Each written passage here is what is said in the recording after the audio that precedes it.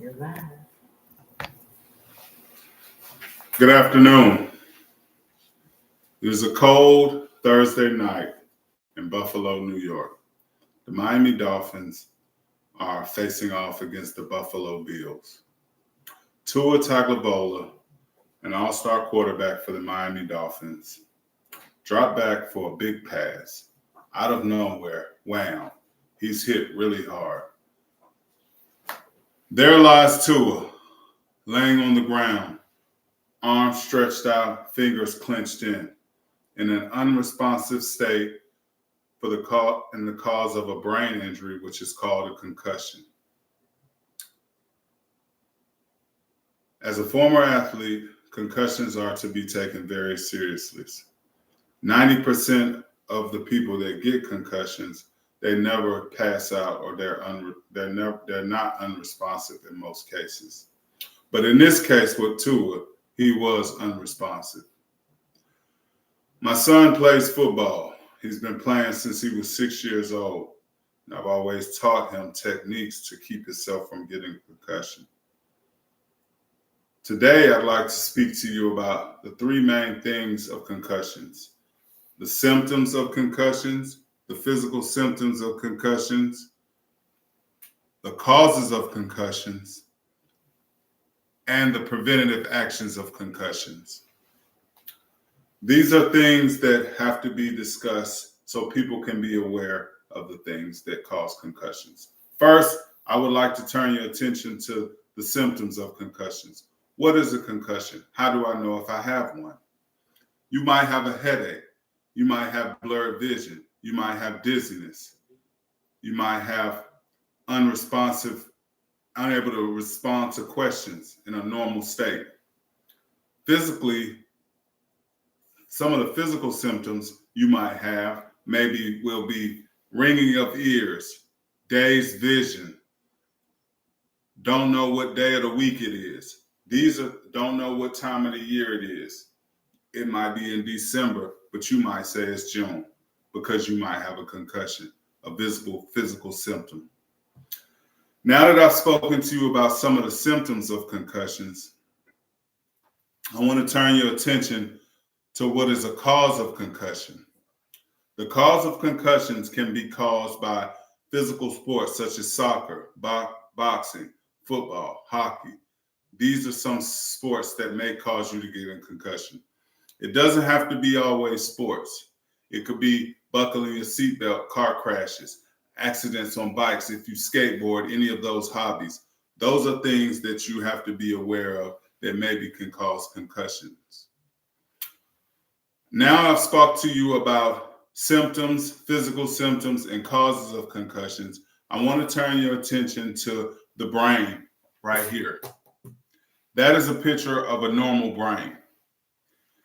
There are three main types of things that happen in the process of concussion. You have a direct impact injury, which is the frontal lobe of your head being hit, in turn, which causes your brain to rotate and spin around in your head back and forth in a motion inside your skull. Also, a blast injury is as if you're slipping on ice, falling and hitting the back of your head. That is called a blast injury. That will cause a concussion too. Now that I've spoken to you about symptoms, physical symptoms, and causes, and I've given you information about how the concussions occur in your brain, I would like to turn your attention to preventative actions to take when having concussions. One of the main things if you're involved in sports is protective gear. Most football players wear a helmet, they protect their head. Most bicyclists wear a helmet, they protect their head. Those are things that I would encourage people to wear if they're involved in those sports. It doesn't always have to be sports, folks. You get in a car every day, you should buckle your seatbelt for safety reasons. Say you're on a highway and have to suddenly slam on brakes. Your body moves forward, but the seatbelt restrains you. That's a safety measure that can keep you from hitting the dashboard or hitting the windshield.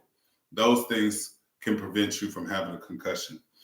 Another thing to think about in your home, keeping debris off the floor, picking up objects so you won't trip.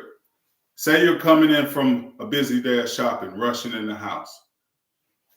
Boxes everywhere that you don't see because you got stuff in your hand. You trip, you fall. You can catch a concussion if you hit your head the wrong way and it's the wrong fall. So be aware of that and be careful.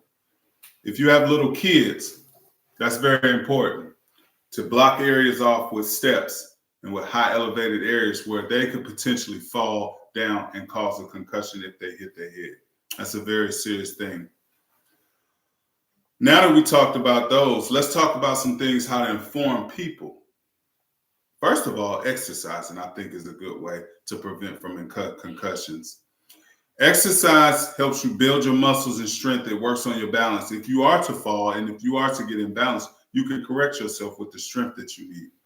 Another thing that's important is educating others. It is important to educate your neighbors or your family members or your fellow friends about causes of concussions, symptoms of concussions, and preventative actions of concussions, and what causes concussions. Now, back to my son. He is a successful football player at the University of South Alabama. He plays defensive end. He has no concussions. That is a blessing. I encourage him to be safe in what he do. Now, I'd like to conclude this speech about talking to you all about some things that we discussed today. The symptoms of the concussions, the physical symptoms of concussions, the cause of concussions, and the brain, what happens in the brain. But also what's important is the preventative action of concussions that you want to have, that you have in those things. I hope I informed you all well with things that you have to understand to know if you have a concussion, what causes you to have that, and how to get help. If you have any bad injuries as far as nausea and throwing up, please seek immediate attention from an emergency provider very soon. Thank you for all your help and have a nice day. Bye-bye.